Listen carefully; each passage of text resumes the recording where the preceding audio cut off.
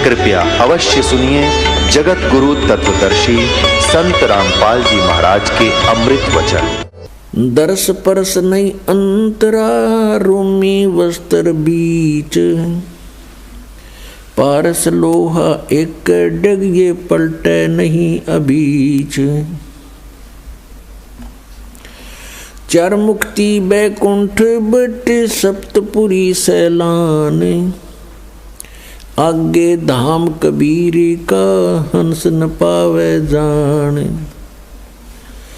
ग्रीब मौन रहे मन नाल है, मौन रहे मग नाल है, ये मार्ग बंकी बाट। सोन शिखर गढ़ सोरंग है, कर सतगुर से साट। पल से ती पल ना मिले, बों लगे नहीं भों, बिच तकिया महबूब का, परमेश्वर की सो। काशी काया मन मग हर दोहों के मध्य कबीर, काशी तज मग हर गया, पाया नहीं शरीर। अब क्या बताते हैं? न्योल नाद सुबान गति, ये लड़े भुअंग हमेश। जड़ी जान जगदीश है, विष नहीं व्याप शेष। अंश गमन करते नहीं, मान सरोवर छाड़। ये कौवा उड़ उड़ जाते है, वो खाता मांसाहार।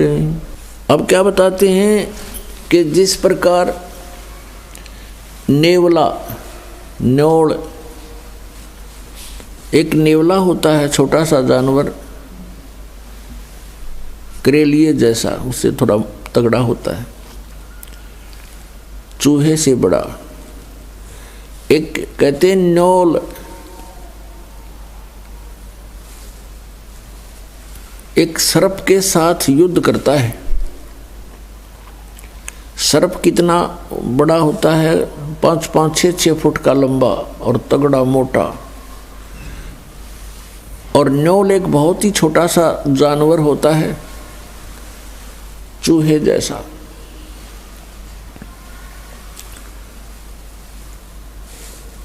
और वो सर्प के साथ लड़ता है। कैसे, किस आधार से लड़ता है कि एक वो क्या करता है, कहीं जहाँ पर एक जड़ी होती है, उस जड़ी की महक के सामने सर्प बेहोश हो जाता है। उसको चक्कर आने शुरू हो जाते हैं। उस जड़ी के आसपास यदि सर्प चला जाता है,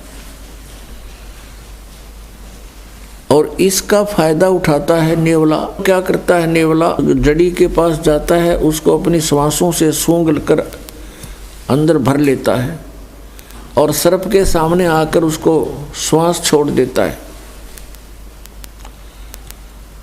और सर्प लड़ने को तैयार होता है तो उसके मुंह के सामने श्वास छोड़ देता है, उसको चक्कर आने शुरू होते हैं और सर्प भाग जाता है। तो यहाँ बताते हैं कि यहाँ समझो कि ये काल तो सर्प है, अजगर, और जीव नेवला है।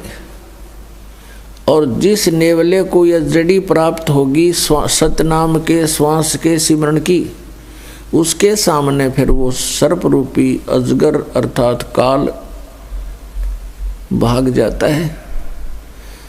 जैसे फनपति मंत्र सुन, फनपति सर्प ने ऐसे फन फैला रखा हो,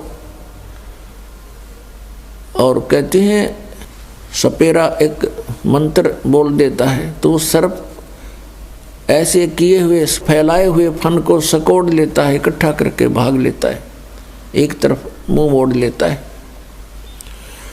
परमात्मा ने वो मंत्र सतनाम 2 अक्षर का इतना शक्तिशाली और यूजफुल बताया है। जैसे फनपति मंत्र सुन, रखे फन सकोड़े, ऐसे बीरा मेरे नाम से, सतनाम से, काल लेवे मुंह मोड़े। यहाँ उसी का प्रमाण दे रहे हैं। न्योल नाद सुभान गति, लड़े भुजंग हमेश, जड़ी जान जगदीश है व्यस नहीं व्याप शेष। न्योड़ नाद सुभान गति और लड़े भुजंग हमेश। जिस प्रकार एक छोटा सा नेवला एक 8-9 इंच का लंबाई का जानवर और 6-7-8 फुट लंबे तगड़े सर्प को काबू कर लेता है, विजय पा लेता है, उसके पास एक जड़ी होती है। उस जड़ी को, उस औषधि को सूंघ कर आता है, पौधा होता है एक, उसको सूंघ कर आता है और सर्प के मुंह के सामने श्वास छोड़ देता है। सर्प विवश हो जाता है, चक्कर आने शुरू हो जाते हैं, वो चल पड़ता है, पराजित हो जाता है। फिर नेवला उसको मार डालता है। यहाँ वही बताते हैं कि जो सही सतनाम पूर्ण संत से प्राप्त करके जाप करता है तो वो सतनाम परमात्मा के द्वारा दी हुई जड़ी है। वो इस काल रूपी सर्प को ऐसे विवश कर देगी, आप पर कोई असर नहीं कर सकता, पराजित हो जाएगा। हंस गवन करते नहीं मान सरोवर छाड़े, कौवा उड़ उड़ जाते है ये खाते मांसाहार। एक हंस पक्षी होता है, एक कौवा होता है, एक बुगला होता है। बुगला, हंस और बुगले में कोई अंतर नहीं होता, एक जैसी उनकी बॉडी होती है। हंस की और बुगले की कैसे पहचान की जा सकती है कि किसी सरोवर पर ये दोनों पक्षी हों, उनकी ये पहचान होगी कि बुगला तो खाएगा मच्छी, कीड़े मकोड़े घोंघे, और हंस नहीं खाता। हंस केवल मोती खाता है। हंस के अंदर एक और पहचान, एक और विशेष गुण होता है कि जैसे आप एक गिलास दूध में एक गिलास जल मिलाकर हंस के सामने रख दो, वो अपनी चोंच से पीना प्रारंभ करेगा, दूध को ग्रहण कर लेगा, जल एक गिलास जो का तो रह जाएगा। उसके अंदर परमात्मा ने ऐसा गुण दिया है। कहने का भाव ये है कि जैसे अच्छी आत्माएं होती हैं जो परमात्मा की भक्ति करते हैं, वो विकार रूपी कीड़े मकोड़े नहीं खाते, जैसे शराब पीना, मांस खाना, अश्लील गाने सुनना और नाचा कूदी करना, बेमतलब के फंड बकवाद करना, ये समझो बुगले के लक्षण हैं। और हंस वो होता जिसने दूध और पानी छान लिया, अलग अलग कर लिया, भले और बुरे को पहचान लिया, कौन परमात्मा है, कौन सा मंत्र है जो मोक्षदायक है, कौन से कर्म हैं जो हमने करने चाहिए, कौन से कर्म ना करने चाहिए। जिस व्यक्ति ने ये दूध और पानी छान लिया, पहचान लिया, अलग अलग जान लिया, वो हंस तुल्य होता है। इसके अतिरिक्त वो बुगले के तुल्य प्राणी होते हैं। कहा है कि हंस गवन करते नहीं मान सरोवर छाड़, और कौवे उड़ उड़ जाते हैं वो खाते मांसाहार।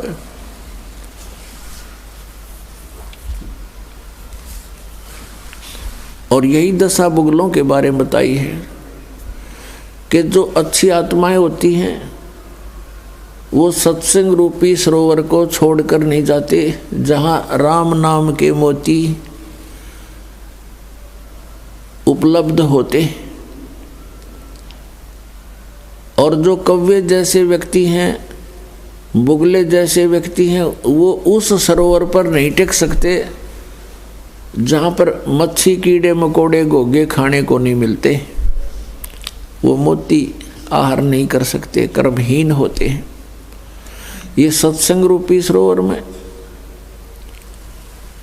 हंस ही रह सकते हैं, क्योंकि यहाँ केवल मोती बखेरे जाते हैं। यहाँ पर बकवाद नहीं होती, या ना कोई अश्लील गाने होते हैं, ना यहाँ कोई ऐसा आहार खाद्य पदार्थ होता है, ना कोई चटपटी बकवाद होती है। सिंपल आहार होता है, स्वच्छ आहार होता है, और साथ में उच्च विचार होते हैं। तो उनको हंस ही ग्रहण कर सकते हैं, कौवे नहीं रुक सकते। उनकी आदत बकवाद करने की, मांस खाने की, यानी शराब पीने की है, सिनेमा देखने की है, और माया जोड़न की उनकी एक विशेष प्रवृत्ति होती है। तो वो व्यक्ति सत्संग में नहीं रह सकते, वो यहाँ से तुरंत भाग जाते हैं। अंश दशा तो साध है, ये सरोवर है सत्संग। मुक्ता हलबाणी चुगे फिर चढ़े नवेला रंग। हंस दशा तो साधु हैं, साध सोए जो सीधा चाले, बकवाद छोड़ दे साधु है। भक्ति करे, सत भक्ति करे, वो साधु है। कहते हंस जैसी दशा के तो ये संत हैं, भक्त हैं। और ये सरोवर है सत्संग, जहाँ उनको मोती, सतनाम रूपी, सत्संग रूपी मोती प्राप्त कराए जाते हैं। और फिर चढ़त नवेला रंग। जितना अधिक सत्संग सुनोगे उतना ही अधिक आपका भाव भगवान में बनता चला जाएगा। फिर क्या बताते हैं, दरस परस नहीं अंतरा, रूमी वस्त्र बीच, पारस लोहा एक डग ये पलटे नहीं अभीच। क्या बताते हैं कि यदि सत्संग में भी रहते हैं,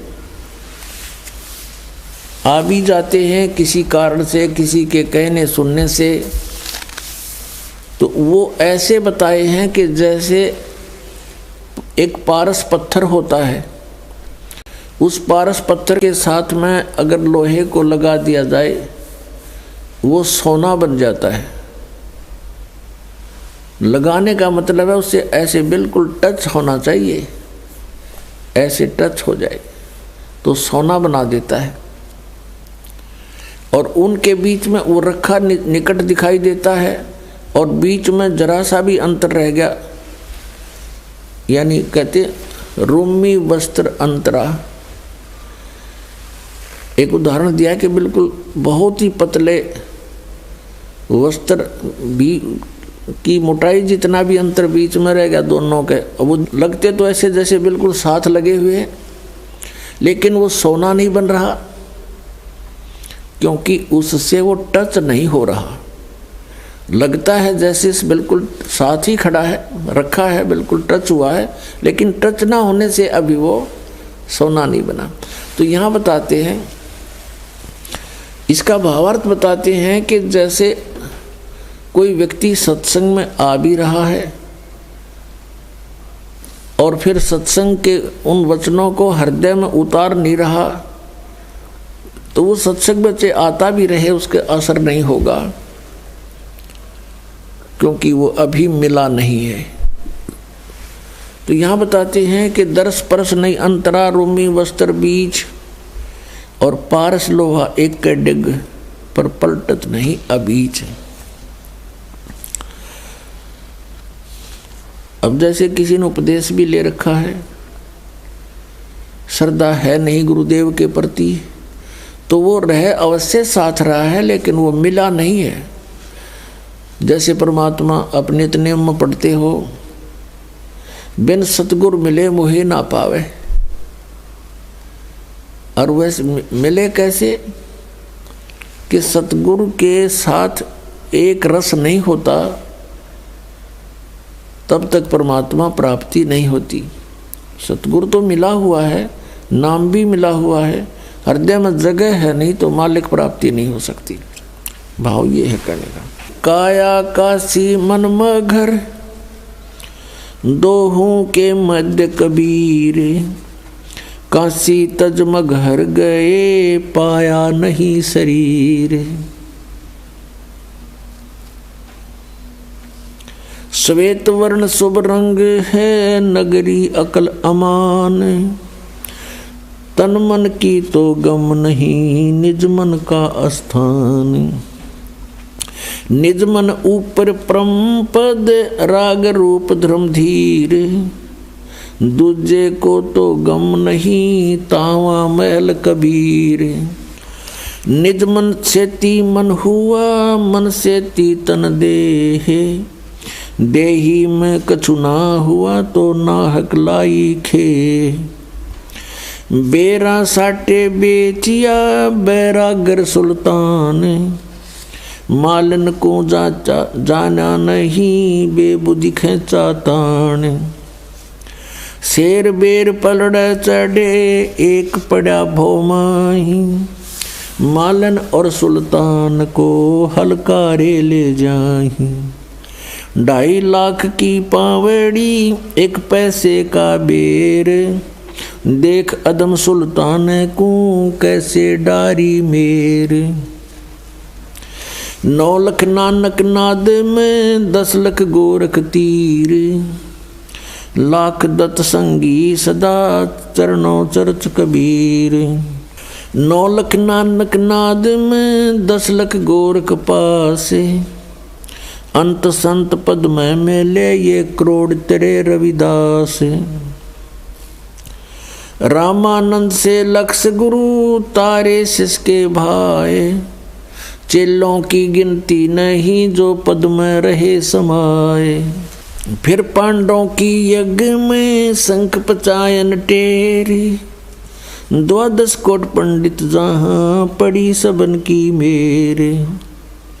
करी कृष्ण भगवान को चरणामृत सो प्रीत। शंख पचायन जब बजा लिया द्रौपदी सीत। 12 कोट पंडित जहाँ और ब्रह्मा विष्णु महेश। चरण लिए जगदीश को जिसको रटता शेष। वाल्मीक के बाल समय नाही तीनों लोक। सुर नर मुनिजन कृष्ण सुधिये पंडों पाई पोख। 100 करोड़ बानी कही पहले चोले चावे। दूजे चोले कृष्ण को लिए साध के पाव। कथा रामायण रस भरी आगम अगम अगाध। वाल्मीकि के चरण को सब ही चर्चा साध। गुरुड़ बोध बेदी रचिए राम कृष्ण हैरान। लंका पर धावा किया जद का कहूँ बयान। उत्पत्ति पर लो जाते हैं ये अंत कोट ब्रह्मंड। जोग जीत समझाइया जब उदरे काग भूषण। वशिष्ठ विश्वामित्र से ये आवे जावे अनेक। कागभूषण की पलक में जो चावे सो देख। ऐसे कागभूषण हैं ये जोग जीत के दास। चर्चा ज्ञान सुनाए कर दीन्या पद में बास। दुर्वासा और मुनिंद्र का हुआ ज्ञान संवाद। दत्त तत्व में मिल रहे जागर विधानवाद। बौर समस्तर बेज को समझाए मंसूरी।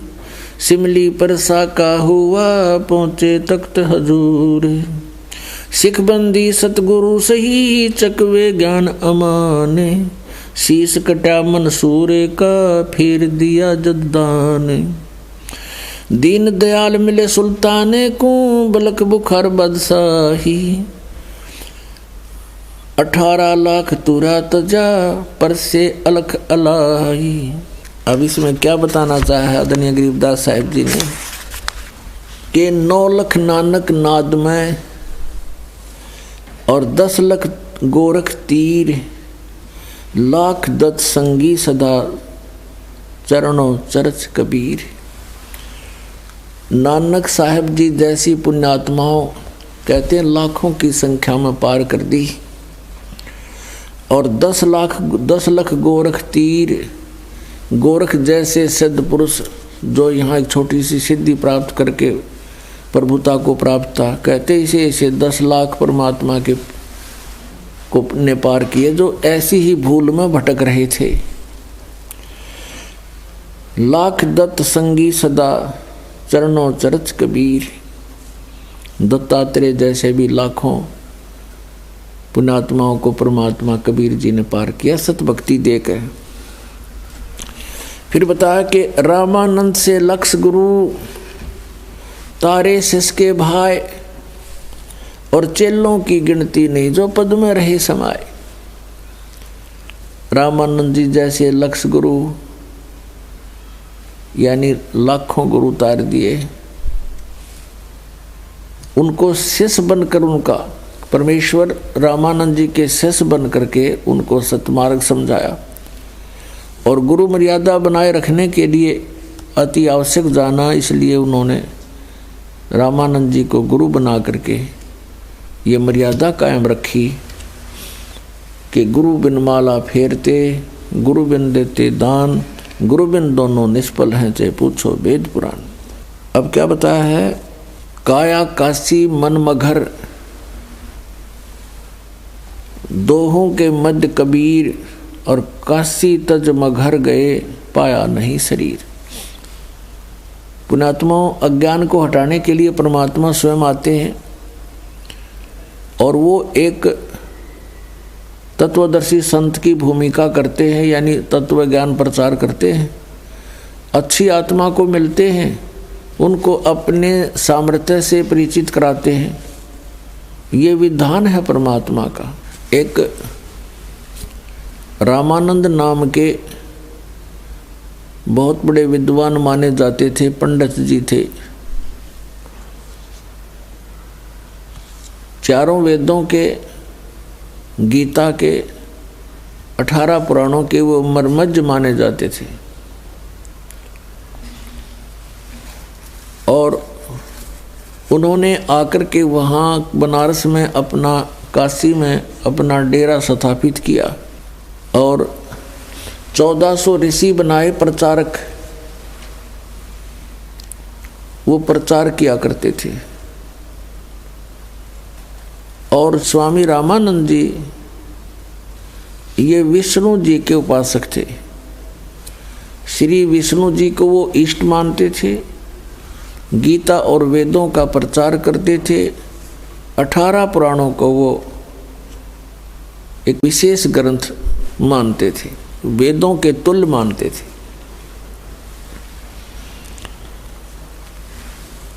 परमात्मा कबीर देव जी लीला करते हैं। वेदों में परमात्मा की ये लीला वर्णित है कि वो भगवान जो परम अक्षर ब्रह्म है ऐसी लीलाएं करते हैं। कैसी लीला करते हैं? वो 3 प्रकार से पूरे असंग ब्रह्मांडों का धारण पोषण करते हैं। कंट्रोल भी करते हैं, सबको यथा जिसका संस्कार है वैसा उसको प्राप्त भी वही कराते हैं। और तत्व ज्ञान भी प्रचार वही करने के लिए यहाँ प्रवेश होते हैं। श्रीमद् भगवद गीता अध्याय 15 के श्लोक 16 और 17 में 3 पुरुष बताए हैं, एक सरपुरुष, एक अक्षर पुरुष। सरपुरुष तो ये 21 ब्रह्मांड का स्वामी है जिसे ब्रह्म कहते हैं, और अक्षर पुरुष है ये 7 संग ब्रह्मांड का स्वामी है, ये कुल का मालिक नहीं है। और 17वें श्लोक में 15वें अध्याय के गीता जी में कहा है कि उत्तम पुरुष है तू अन्य परमात्मा इति उदाहरते, यह लोक तरम आविश्य विभर्ति अवय ईश्वर है। वो श्रेष्ठ प्रभु उत्तम पुरुष तो कोई अन्य है जो 16वें श्लोक में 2 पुरुष बताए हैं, एक सरपुरुष एक अक्षर पुरुष। इनसे भी अन्य है क्योंकि सरपुरुष और अक्षर पुरुष ये दोनों नाशवान है, इनके अंतर्गत जितने प्राणी वो भी नाशवान है। एक जीव आत्मा नहीं मरती, वो तो किसी की भी नहीं मरती, गधे कुत्ते सुअर की भी नहीं मरती। 17वें श्लोक में तुरंत कहा है कि वो उत्तम पुरुष तो इन दोनों से, सरपुरुष और अक्षर पुरुष से कोई अन्य है, और वही तीनों लोकों में प्रवेश करके सबका धारण पोषण करता है। और वो परमात्मा कहा जाता है, वो है अविनाशी परमात्मा है, वास्तव में अविनाशी परमात्मा। वेदों में परमेश्वर पूर्ण परमात्मा की जानकारी है, वेदों का ज्ञान ब्रह्म दे रहा है, ब्रह्म सरपुरुष, और गीता का ज्ञान भी सरपुरुष यानी ब्रह्म दे रहा है श्री कृष्ण में प्रवेश करके।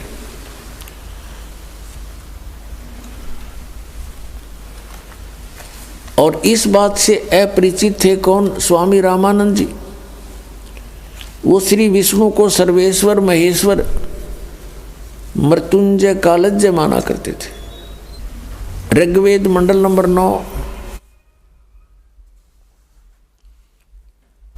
और सूक्त नंबर 1 के मंत्र नंबर 8 में और 9 में स्पष्ट किया है कि वो परमात्मा एक सुंदर शरीर धारण करता है और 3 प्रकार के शरीर धारण करता है और सबका धारण पोषण करता है उसी आधार से। एक शरीर के एक रूप में वो रहते हैं सतलोक के अंदर, ऊपर के सभी ब्रह्मांडों में अलग अलग रूप धारण करके वो स्थिर रहते हैं वहाँ पर। उसमें एक रोम कूप के अंदर करोड़ सूर्य मिला दे, करोड़ चंद्रमा, ऐसा प्रकाश है उस परमात्मा के शरीर का, एक रोम कूप का। यदि वो परमात्मा उसी रूप में यहाँ आ जाए तो हम कुछ नहीं देख सकते उनको। वो परमात्मा अपना अन्य एक हल्का तेज पुंज का रूप बना करके यहाँ प्रवेश होते हैं। यहाँ प्रवेश होने के उनके 2 कारण हैं। एक तो प्रत्येक युग में वो एक लीला करते हैं, शिशु रूप धारण करके आते हैं, और फिर प्रत्येक युग में वो लीला करते हैं, एक शिशु रूप धारण करके कमल के फूल पर तालाब में आकर प्रकट होते हैं, जिस कारण से वो नारायण कहलाते हैं। नारायण का अर्थ होता है जल पर विराजमान होने वाला। नार माने जल, आयन माने उस पर विराजमान होने वाला, रेस्ट करने वाला। अब हम श्री विष्णु जी को नारायण मानते थे कि वो शेषनाग की सैया पर उस पर रहते हैं। वो नारायण नहीं है, वो तो जन्म लेते हैं दुर्गा से, काल इनका पिता है। और वो परमात्मा अजन्मा है, और ऐसे वो जल के ऊपर आकर के कमल के फूल पर विराजमान होते हैं, जिस कारण से नारायण उस कबीर देव को ही कहा जाता है। ऐसी लीला वो प्रत्येक युग में करते हैं। अब जैसे कलयुग में परमात्मा आए थे सन 1398 संवत 1455 ज्येष्ठ सुदी पूर्णमासी को सतलोक से चलकर आए और कमल के फूल के ऊपर आकर एक शिशु रूप धारण करके विराजमान हुए। उनके प्रत्यक्ष दृष्टा श्री अष्टानंद नाम के एक महर्षि थे, जो स्वामी रामानंद जी के शिष्य थे। और वो लहर तारा तालाब पर जहाँ आकर के परमात्मा प्रकट हुए कमल के फूल पर, वो लहर तारा तालाब उस समय काशी शहर से लगभग 4 किलोमीटर दूर था, और वहाँ आसपास वन था, चारों तरफ उसके जंगल था, और वहाँ वो सरोवर बना हुआ था गंगा के साथ में। गंगा का पानी लहरों के द्वारा उछलकर ओवरफ्लो होकर वर्षा के दिनों में उस झील में प्रवेश कर जाता था और एक बहुत बड़े सरोवर का रूप धारण कर लेता था, जिस कारण से उसको लहर तारा तालाब कहा जाता था। उस लहर तारा तालाब पर अष्टानंद नाम के एक ऋषि जो रामानंद जी के शिष्य थे, वो प्रतिदिन वहाँ स्नान करने के लिए जाया करते थे, और सुबह सुबह कुछ समय तक वहाँ बैठकर अपने गुरु जी से प्राप्त साधना भक्ति किया करते थे, एकांत स्थान पाकर। और एक नीरू और नीमा नाम के जुलाहे थे। ये नीरू नीमा कौन थे? उसी जन्म में ये पहले ब्राह्मण थे। गौरी शंकर नाम था नीरू का और सरस्वती नाम था नीमा का। ये शिव जी के भक्त थे। बहुत अच्छी श्रद्धा थी भगवान शिव में, उसको इष्ट रूप में पूजा करते थे, शिव पुराण की कथा किया करते थे। और कथा करने से जो भी उनको कोई चढ़ावा पैसा आता था पूजा का, उससे अपना निर्वाह करते थे और शेष बचे हुए पैसे को वो दान कर दिया करते थे, संग्रह नहीं करते थे। निसंतान थे, कोई संतान नहीं थी। विवाह को भी कई वर्ष हो चुके थे। अब मुसलमानों ने क्या देखा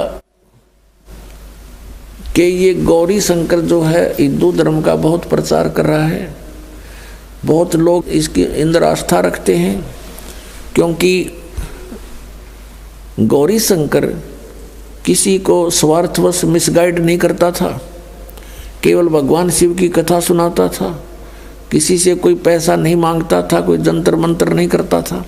लोगों की ज़्यादा श्रद्धा उसके अंदर थी, जिस कारण से अन्य जो स्वार्थी ब्राह्मण थे वो उस गौरी शंकर ब्राह्मण से ईर्षा रखा करते थे।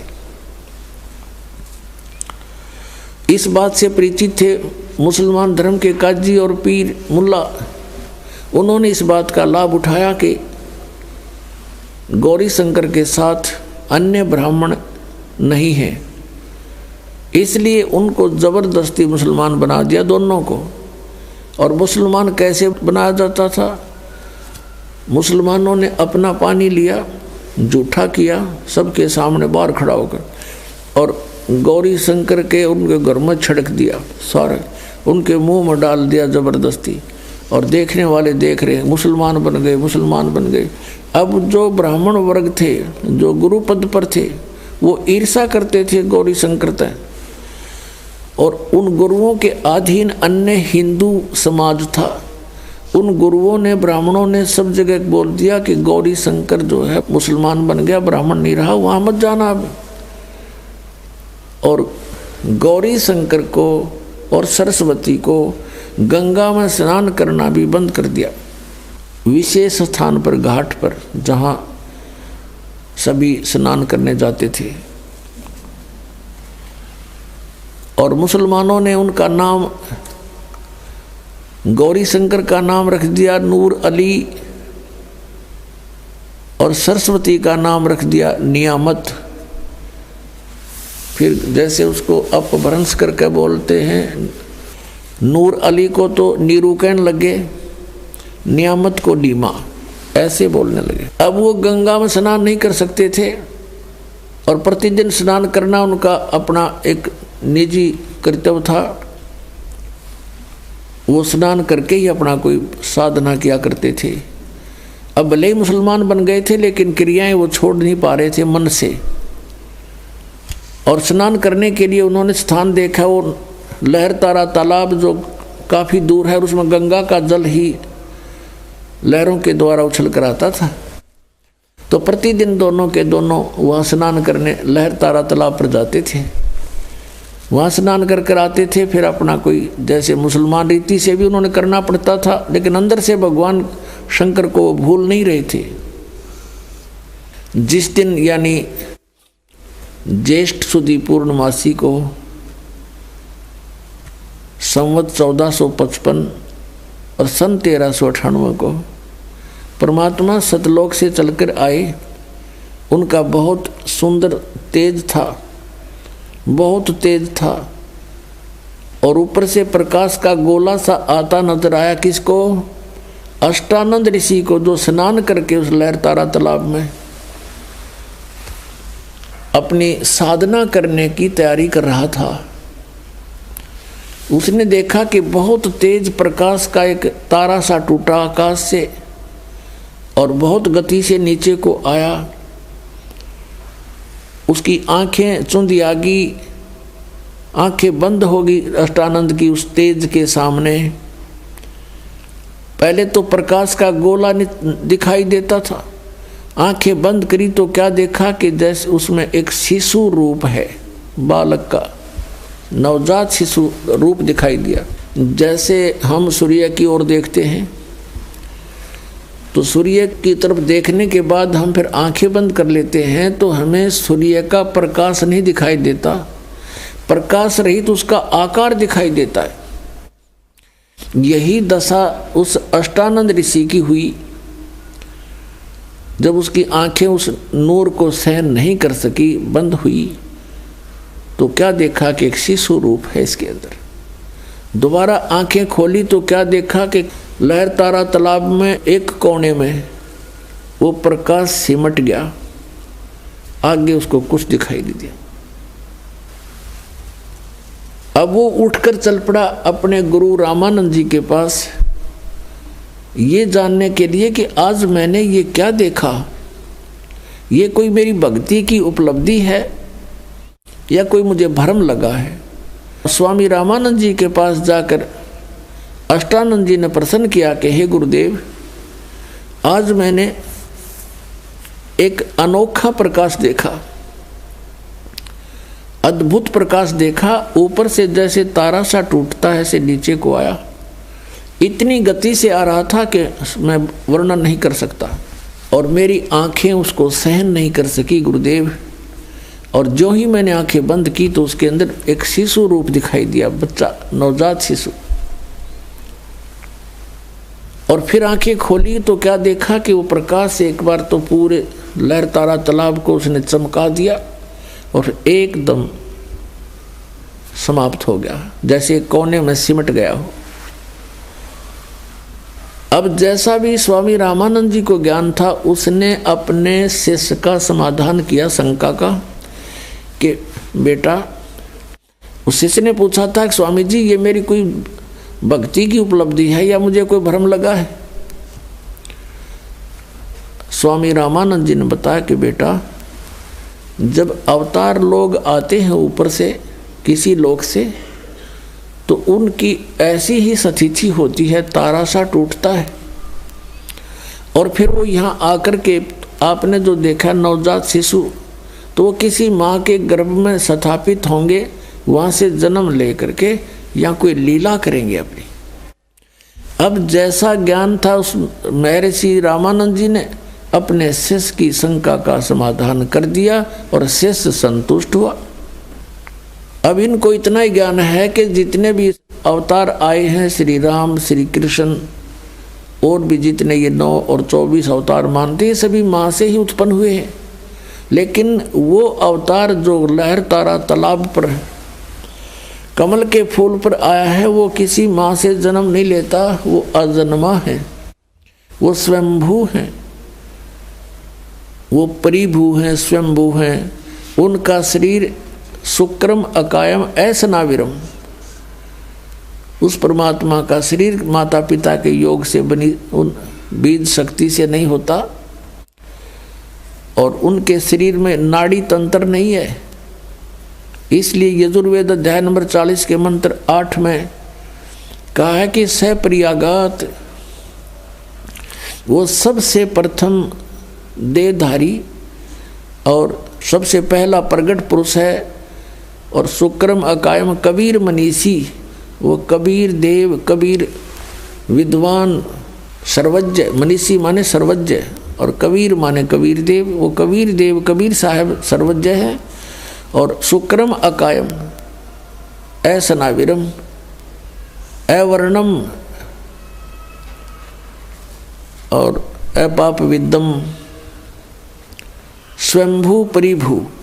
अब यहाँ पर ये जो निराकार मानने वाले हैं अज्ञान आधार से, इस यजुर्वेद अध्याय नंबर 40 के मंत्र 8 के केवल इस वर्ड को साथ ले लेते हैं अकायम, कि वो काया रहित है, उसकी काया नहीं है। ऐसनाविरम, अभी न कोई पूछने वाला हो ऐसनाविरम कहने की जरूर क्या थी, एक अकायम शब्द लिख दिया बस सफिशिएंट था। अगर भगवान निराकार है, काया रहित है, अकायम शब्द ही पर्याप्त था। इसमें स्पष्ट किया है कि शुक्रम अकायम, शुक्र माने शक्ति, बीज शक्ति पुरुष की। कहते माँ के संयोग से शुक्र से बनी हुई उसकी काया नहीं है, और वो स्वयंभू क्यों बोला? स्वयंभू, स्वयं प्रकट होने वाला। और परिभू, सबसे प्रथम प्रकट पुरुष परमात्मा, सबसे पहला वर्तमान। तो यहाँ पर असनाविरम का अर्थ इसलिए है कि उस मालिक का शरीर है लेकिन उसमें नाड़ी तंत्र नहीं है, वो एक तत्व से बना हुआ है। तो इस प्रकार हमने परमात्मा को पहचानना है। अब रामानंद जी को जैसा ज्ञान था उसने अपने शेष का समाधान कर दिया। और ये मानते हैं कि कोई भी अवतार माँ के बिना जन्म नहीं ले सकता, लेकिन ये अवतार वो परमात्मा सत्य पुरुष अजन्मा है, वो किसी माँ से जन्म नहीं लेते, लीला वैसी ही करते हैं। एक बालक रूप धारण करके कमल के फूल पर प्रकट हुए और उस समय जब वो परमात्मा शिशु रूप धारण करके एक लीला करने आते हैं तो उनकी परवरिश की लीला कंवारी गायों से होती है। ये वेदों में लिखा है। वेद तो दास ने पढ़े हैं, अभी सन 2001 के बाद ही इनको जाना है। और परमात्मा की हुई लीला लिपिबद्ध कबीर सागर में लगभग 600 वर्ष पहले से है। अब इससे हम भगवान पहचान लेंगे कि वेद जो गुण बताते हैं परमात्मा के, वो किस भगवान में खरे उतर रहे हैं। ही इज गॉड, वह परमात्मा है।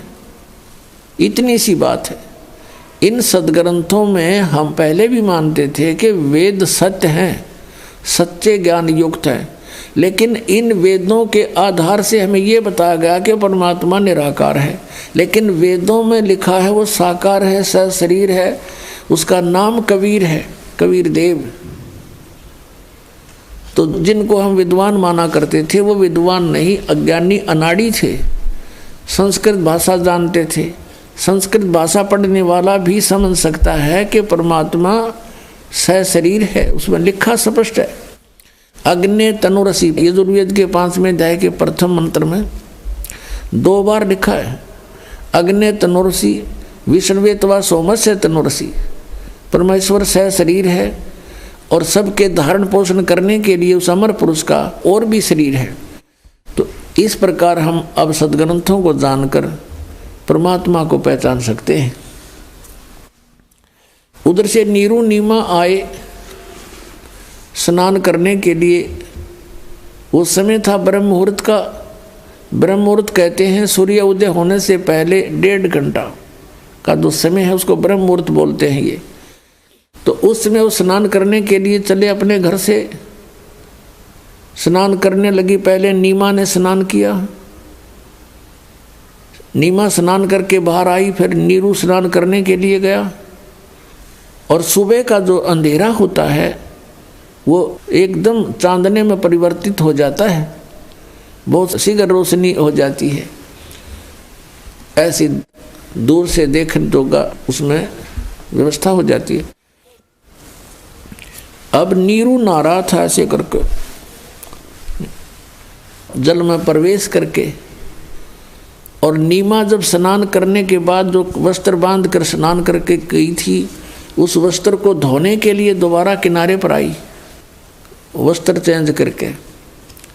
तो उसने क्या देखा, उसमें रोशनी सी होगी थी और एक कमल के फूल के ऊपर कोई वस्तु ऐसी हिलती नजर आई। परमात्मा नवजात शिशु रूप में प्रकट हो गए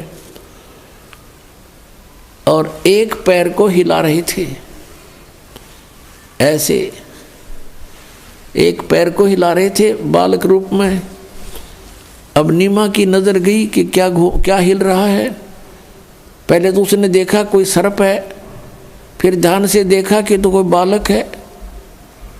और वो नीरू और नीमा जब अपनी कुटिया से चले थे, रास्ते में नीमा भगवान शंकर से अर्ज कर रही थी, रो रही थी कि हे भगवान हमें भी एक खिलौना दे दो, मेरा भी संसार में साझा हो जाएगा, दुनिया वालों का मुंह बंद हो जाएगा, मुझे बांझ बोलते हैं। हे भगवान आपके घर में कोई कमी नहीं, आप सब कुछ कर सकते हो। ऐसा कहकर फूट फूट कर रोने लगी। नीरू ने कहा, नीमा तू तो बिल्कुल पागल होगी, भगवान को क्या पता नहीं हमारे दुख का? वो सब जानते हैं। यदि वो हमारे भाग्य में होता तो दे ही देते, हमारी किस्मत में नहीं है। और हमने कितने ज्योतिषियों से भी अपनी जन्म पत्री भी दिखा ली, हमारे भाग्य में पुत्र नहीं है। फिर क्यों अपना संतुष्ट कर, पुत्र हमारे भाग्य में है नहीं, और तू रो रो के अपनी आंखें और खराब कर लेगी, अंधी हो जाएगी, बुढ़ापे में उंगली पकड़ने वाला कोई है नहीं, तुझे दूना दुख हो जाएगा, तो रोया मत कर। अब नीरू अपनी पत्नी नीमा को ऐसे सांत्वना देता हुआ वहाँ लहरतारा तालाब पर पहुँच गए थे। अब वो क्या देख रही है कि कमल के फूल पर एक बालक है, उसका पति सरोवर में स्नान कर रहा है। नीरू तब उसने कहा कि देखियो जी, कमल के फूल पर बालक है, कमल के फूल पर बालक है। अब नीरू दुखी आत्मा से कह रहा है, दुखी हृदय से, और स्नान भी कर रहा है से पानी डाल डाल कर। कहने लगे, नीमा तू मानती नहीं मेरी बात को, तू पागल हो चुकी है, अब कति मेंटल होली, तुझे जल में भी बच्चे दिखाई देने लगे। हे परमात्मा इसको सद्बुद्धि दो। अब नीमा कहती है फिर जोर से कि देखियो जी देखियो, सचमुच देखना बच्चा डूब गया। अब उसने देखा कि किस प्रकार बोल रही है, जिधर वो संकेत कर रही थी उधर ध्यान किया, देखा कमल के फूल पर एक नवजात शिशु सचमुच लेटा हुआ। अब नीरू ने आओ देखा ना ताओ देखा कि कई बालक डूब ना जा, फटाफट कमल के फूल सहित तोड़ के और उठा लिया। अब परमात्मा जब कमल के फूल पर दिखाई दिए तो नीरू ने कमल का फूल समेत तोड़ करके अपनी पत्नी नीमा को थमा दिया। यह आप चित्र में देख रहे हैं। अब नीमा उस बालक को प्राप्त करके और 100 शुक्र मना रही है अपने भगवान शंकर के। वो भले ही मुसलमान बन गए थे, लेकिन हृदय से भगवान शंकर को वो भूल नहीं पा रहे थे। अंदर से कसक उनकी अपने भगवान शंकर में बनी रहती थी। अब नीमा उस परमात्मा को पाकर, पुण्यात्मा जिस परमात्मा का नाम लेने से आत्मा गदगद हो जाती है, और जिसको खोजते ऋषि मुनियों ने अपने शरीर समाप्त कर दिए, उनको प्राप्त नहीं हुआ, वो कितना सुखदाई है, कितना इम्पोर्टेंट है वो परमात्मा। जैसे शेख फरीद जैसे महापुरुष ने 12 वर्ष तक कुएं में उल्टा लटक के साधना करके उसको पाना चाहा, और एक मंसूर नाम के महापुरुष थे, परमात्मा पाने के लिए उसके टुकड़े टुकड़े कर दिए समाज ने। उस परमात्मा की चाह को, परमात्मा की भक्ति को नहीं त्यागा। तो कहते हैं जाके ऊपर एती बीती कैसा है वो भगवान, जिसके लिए ऐसे ऐसे कष्ट सहन किए महापुरुषों ने, वो कैसा है वो भगवान। और वो परमात्मा सहज स्वभाव में और नीमा के सीने से बालक रूप में लगा हुआ है। पुण्यात्मा एक स्वभाव होता है, जैसे चंदन का पेड़ में उसमें ठंड होती है, बर्फ के अंदर स्वभाव है उसका ठंडा करने का, शीतल स्वभाव होता है, ऐसा ही परमात्मा का गुण है। अब वो परमात्मा जिसमें वो गुण है कि जो जिसके साथ रहे उसके सभी दुखों का को दूर कर देता है, उसके शरीर के कष्ट को भी दूर कर देता है, और एकदम उसको एक अलग सा आभास होता है। अब उस परमात्मा को चरणों गोदी में लेकर के वो माई कभी बच्चे की तरह उसका मुंह से चूम चूम कर प्यार कर रही है, कभी सीने से लगा रही है और शुक्र मना रही है शंकर भगवान का। परमात्मा गोदी में और महिमा शंकर भगवान की हम न्यों भूल गए, हम ऐसे विचलित हैं। यहाँ गरीबदास साहब जी कहते हैं, जगत का पेखना पेखा और धनी का नाम ना लेखा। शुक्र मना रही है शंकर भगवान का, और परमात्मा खुद कैसे आ रहे हैं, वो कौन है परमात्मा उसका पता भी नहीं। अब कैसे उपमा की है गरीबदास साहिब जी ने अपने भगवान की 84 बंधन कटे किन्नी कल्प कबीर, भवन चतुर्दश लोक सब टूटे जम जंजीर। आइए अब हम उन श्रद्धालुओं के अनुभव जानते हैं जो जगत गुरु तत्वदर्शी संत रामपाल जी महाराज जी से दीक्षा प्राप्त कर चुके हैं तथा उनके द्वारा बताए गए भक्ति मार्ग पर चल रहे हैं। नमस्कार सर। नमस्कार सर जी। सर क्या नाम है आपका? रामकृष्ण कुशवाहा सर। रामकृष्ण जी, आप कहाँ के रहने वाले हैं? सर मैं गंजबासौदा जिला विदिशा से आया हूँ। सर संत रामपाल जी महाराज से नाम दीक्षा आपने कब ली? सर 21 सितंबर 2017 को मैंने संत रामपाल जी महाराज जी से दीक्षा ली। सर संत रामपाल जी महाराज से नाम दीक्षा लेने से पहले क्या आप कोई भक्ति साधना भी करते थे? जी सर, मैं सारे धर्म की देवी देवताओं को मानता था और 6 महीने तक मैंने ब्रह्म कुमारी पंथ से भी साधना की थी। हर धर्म के जो कार्यक्रम होते थे उनमें भी जाता था, कथाएं सुनता था और श्री कृष्ण को विशेष भगवान मानकर उनकी सेवा करता था। और इस्लाम धर्म में भी जाता था सर, जो सवारियाँ आती उनमें भी सेवा करता था और कहीं कुछ ऐसा कव्वाली वगैरह होती तो वहाँ जाता था, और जो जैसे अजमेर वगैरह है और जो छोटी मोटी जो मज़ारें होती वहाँ भी जाता था सर मैं। और तो भी इस प्रकार में अपनी जो धार्मिक विधियाँ होती थी सब धर्म की वो करता रहता था। सर आपने बताया कि आप ब्रह्म कुमारी पंथ में थे, हिंदू धर्म में जो रीति रिवाज से पूजा होती है वो भी करते थे, इस्लाम धर्म की भी पूजा करते थे, आप सभी धर्मों को मानते थे और सभी धर्मों की पूजा करते थे। तो फिर संत रामपाल जी महाराज की शरण में आप कैसे आए? सर संत रामपाल जी महाराज के एक हमें शिष्य मिले थे कुछ समय पहले, तो 6 महीने तक हमने उनसे चर्चा की और अपने रामायण को हमने बहुत जांचा परखा, उसमें समझा। तो उसमें एक चीज़ हमको मिली कि जितने भी ये धर्मगुरु हैं तो वो नकली हैं, रामायण में ये सब बताएगा। और एक चीज़ उनसे विशेष लिखी थी कि कलयुग केवल नाम आधारा। तो जो संत रामपाल जी का शिष्य था वो भी यही कहता था कि नाम दीक्षा लेना पड़ती है। तो हमने पहले उससे चर्चा की और उसको समझकर लगभग 6 महीने के बाद हमने संत रामपाल जी से दीक्षा प्राप्त कर ली थी।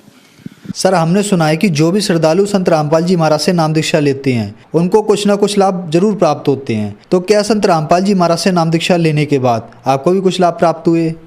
जी सर, हमें बहुत लाभ प्राप्त हुए संत रामपाल जी महाराज जी से। हमारा चश्मा लगा हुआ था सर जी, हमारा सिर इतना दर्द करता था, सर्दियाँ हों चाहे गर्मियाँ हों अपना सिर दीवार में मारते थे।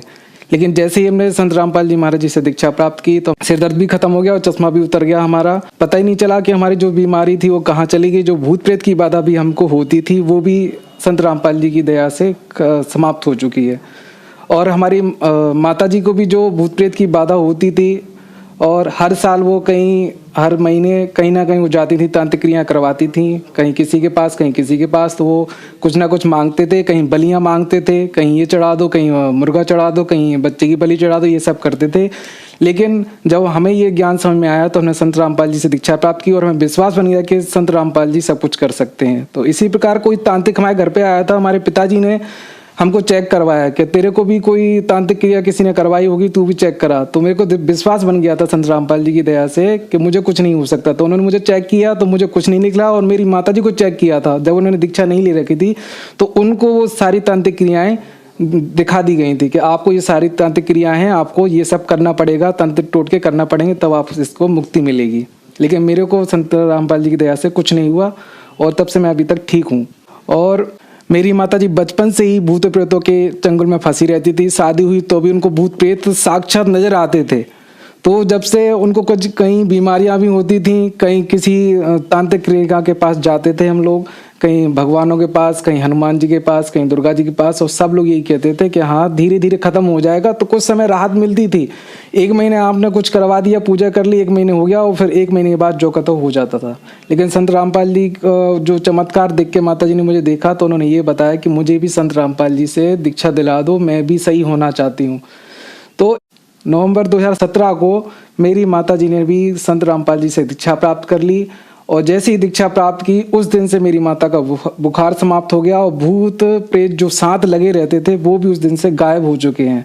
और उनकी जब भी वो सोती थी तो उनके सामने वो आ जाते थे कि मैं यहाँ हूँ, मैं वहाँ हूँ, लेकिन परेशान नहीं कर पाते थे। वो यही बोलते थे तू कहाँ पहुँच गई है, तू किसकी शरण में पहुँच गई है, तुझसे मतलब ऐसे व्यक्ति के शरण में पहुँच गई कि हम तेरा हानि नहीं कर पा रहे हैं। तो इस प्रकार मेरी माता जी ने अच्छे से भक्ति चालू कर दी और आए कई दिन माता जी को संत रामपाल जी महाराज के दर्शन होते रहते हैं। कभी वो सपने में आते हैं, बता देते हैं। अभी कुछ समय पहले ही किसी ने मेरी माता जी को तांत्रिक क्रिया करके कुछ खिला दिया था, तो मेरी माता जी ने तो पता ही नहीं था कि क्या है इसमें, खा लिया। लेकिन फिर संत रामपाल जी सपने में आए, कह लिए बेटा तूने तो खा लिया, तेरा तो ये बच गया जीवन, लेकिन घर में और कोई खा लेता तो इन सब का जीवन नाश था, इस सबको फेंक दे तू। तो इस प्रकार से संत रामपाल जी महाराज हमारे परिवार की रक्षा कर रहे हैं और मेरी माता जी की भी रक्षा कर रहे हैं। सर क्या आप नशा भी करते थे? जी सर, मैं नशा करता था, सिगरेट भी पीता था, दारू भी पीता था सर। तो क्या सर संत रामपाल जी महाराज से नाम दीक्षा लेने के बाद आपका नशा छूट गया? जी सर, 100% ये मेरा नशा छूट चुका है सर। मैं पहले नशा इतना करता था कि हर दिन सिगरेट पीता था, वही 15-15 रुपये वाली पीता था सर, और दारू भी पीता था, हर हफ्ते में महीने में पीता रहता था। लेकिन मैं इनको छोड़ नहीं पा रहा था, ना ही इनका मन करता था कि इनको छोड़ूं, कि ऐसे ही एक दिन ऐसे ही मर जाऊंगा, कोई दिक्कत नहीं है। लेकिन संत रामपाल जी की शरण में आने से मेरा नशा छूट गया और मैं किसी को ये नशा ना करने देता हूँ, ना लाकर उनको देता हूँ, सहयोग भी नहीं देता हूँ उन लोगों को। सर आपने बताया कि जब पहले आप नशा करते थे तो आपने यह मान लिया था कि मैं नशा नहीं छोड़ सकता चाहे मेरी जान चली जाए। फिर आपने संत रामपाल जी महाराज से नाम दीक्षा ली और नाम दीक्षा लेने के बाद आपका नशा छूट गया। तो आप हमें ये बताइए कि संत रामपाल जी महाराज ने आपको ऐसी कौन सी दवाई दी कि पहले आप जिस नशे पर अपनी जान लगाने के लिए तैयार थे, लेकिन संत रामपाल जी महाराज से नाम दीक्षा लेने के बाद आपका वो नशा छूट गया? जी सर, संत रामपाल जी महाराज के वचनों में, उनके ज्ञान में वो शक्ति है, जैसी दीक्षा प्राप्त करता है इंसान और उस ज्ञान को समझ लेता है तो ये नशा ऑटोमेटिकली छूटता है। ये पीछा तो बहुत करता है लेकिन ये छूटने को तैयार हो जाता है क्योंकि इसको अधिकारी मिल जाता है ऊपर का।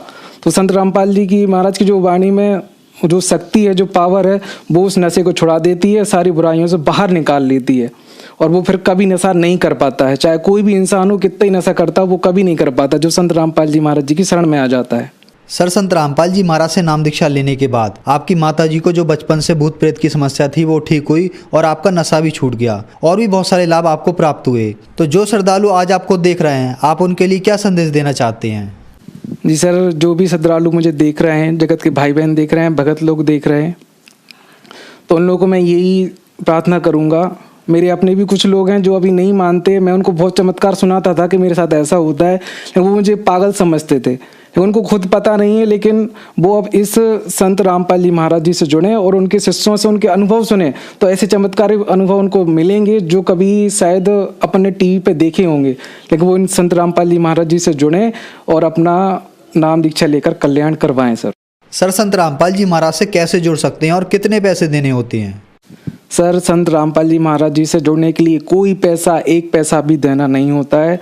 उनका ज्ञान सुनिए आप, टीवी पर चलता है, साधना टीवी पर चलता है, कात्यायनी टीवी पर चलता है, बहुत सारे चैनल चलते हैं संत रामपाल जी महाराज जी के। तो आप उन पर सुनिए तो उस पर एक पट्टी चलती रहती है, उसमें नंबर लिखे रहते हैं, तो उसमें उनको निःशुल्क नाम दीक्षा दी जाती है। आपके आसपास जो भी नामदान सेंटर होगा तो वहाँ आप संत रामपाल जी महाराज जी से अपना नाम दीक्षा लेकर कल्याण करवा सकते हैं आप। धन्यवाद सर। सत साहिब।